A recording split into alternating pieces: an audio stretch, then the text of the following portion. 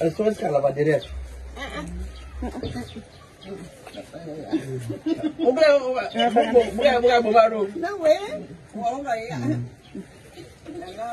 C'est bon, c'est bon. Viens pas. Ça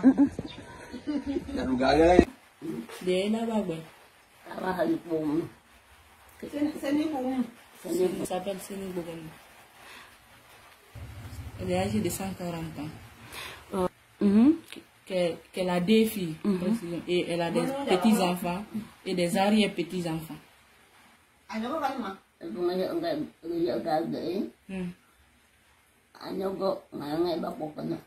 Qu'elle tombe actuellement avec l'âge avancé, qu'elle tombe souvent malade, quoi. Et même là où elle est, là, elle ne se porte pas bien.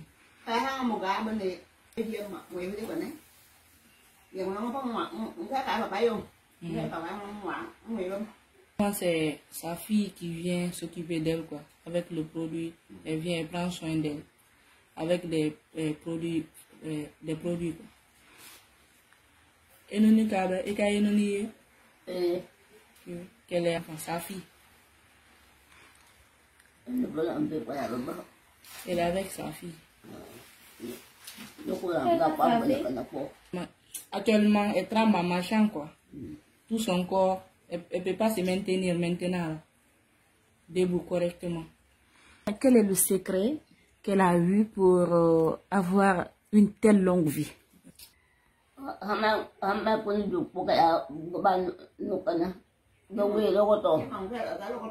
Qu'elle, à son jeune âge, elle marchait, elle faisait souvent le sport.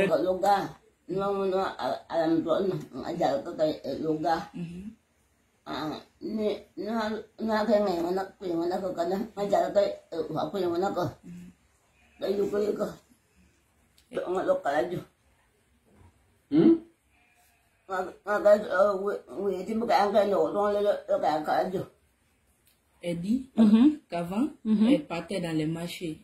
En fait, elle partait dans les villes. Au village, elle avait des produits. Du coup, ça la permettait de marcher dans des différents marchés et revendre ça. Ce qui la permet de rester comme ça à sous-pied. Donc, elle vendait, si quelqu'un avait des maux de ventre, si quelqu'un n'enfantait pas, ça, elle traitait beaucoup de maladies. Actuellement, elle a tout abandonné, quoi.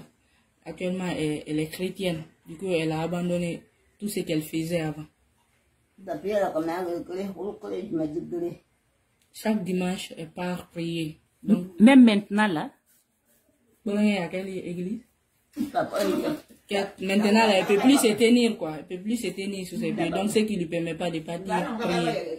Mais, que souvent, les prêtres viennent ici pour la faire prier.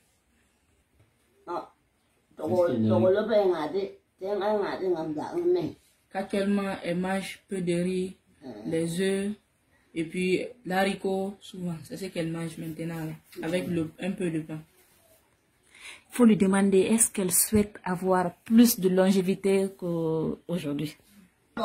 Et quand elle a mouillé,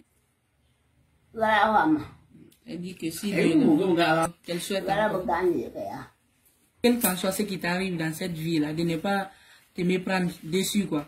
Ne pas trop stresser, toujours être jovial, et puis vivre en paix, quoi. Si quelqu'un te fait quelque chose qui te plaît pas, il faut reprocher à cette personne.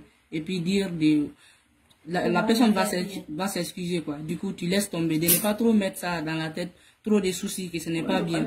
Avoir toujours la peur du cœur. De ne pas insulter, et puis de ne pas trop parler sur des personnes que tu ne connais pas. De ne pas trop juger quelqu'un, quoi. Si tu n'as pas fréquenté cette personne. D'être toujours correct envers les uns et les autres.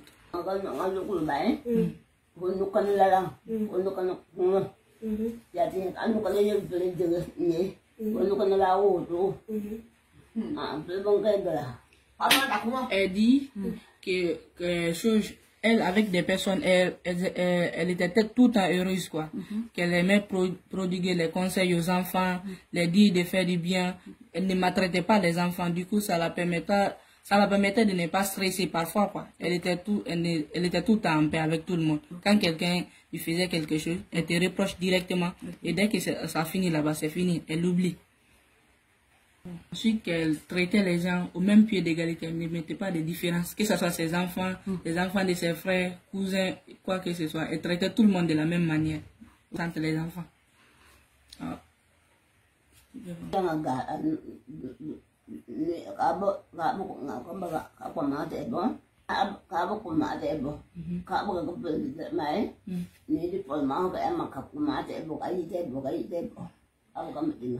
Elle dit qu'elle veut dire aux autorités de venir à son secours, qu'elle a des problèmes financiers. Ensuite, au niveau de la nourriture aussi, à son âge, il y a d'autres nourritures qu'elle ne devrait pas manger, mais par manque de moyens, elle est obligée de manger ça. Et là où elle est, sa fille n'a plus de mari. Du coup, elle n'a pas un boulot qui peut lui permettre de satisfaire totalement aux besoins de sa maman. Elle se bat malgré elle, mais elle demande quand même aux autorités de venir à son aide. Et généralement, elle est en train de revendre du charbon pour pouvoir nourrir sa vieille mère et s'occuper elle aussi de ses enfants.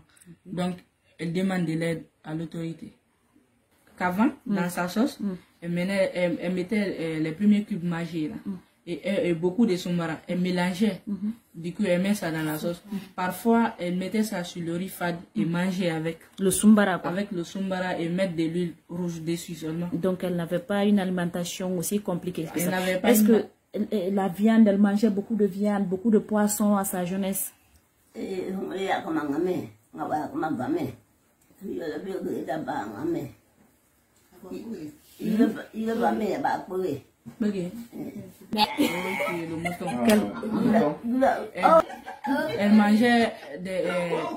mangeait la viande, sauf la viande de porc, et puis le chien, le rat aussi. Ça, elle ne mangeait pas. Elle dit qu'avant, elle mangeait quand même la viande et le poisson. Seulement il y a quelques années, même étant forestière, elle ne mangeait pas ça. Elle a vécu toujours où? Elle était à Conakry ici ou bien elle était au village?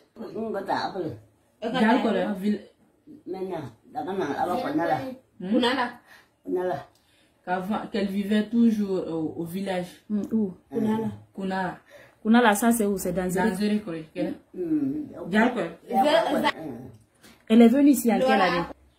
Elle a quitté son village pour venir à Conakry pour une première fois, c'était en 2001. Mais quand elle est venue saluer chez l'une de ses filles, sa deuxième fille.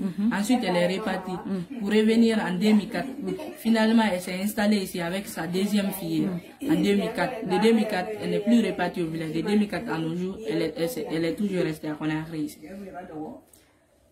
Bakate ou bien aéroport ou bien et wakate que il va retourner.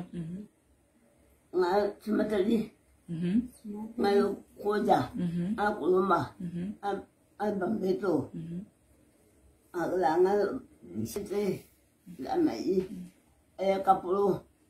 Elle dit qu'elle vendait les produits. Quand elle était venue en 2004, elle était encore un peu en forme, quoi. Elle pouvait se tenir sous pied. Donc, elle vendait les produits dans différents quartiers, soit à la cimenterie, Koza, Lambagne, Bambeto. En tout cas, elle faisait le tour. Chaque fois, elle partait revendre ça, jusqu'à ce qu'elle ne puisse plus marcher. Ok. Bon fille. Bon fille.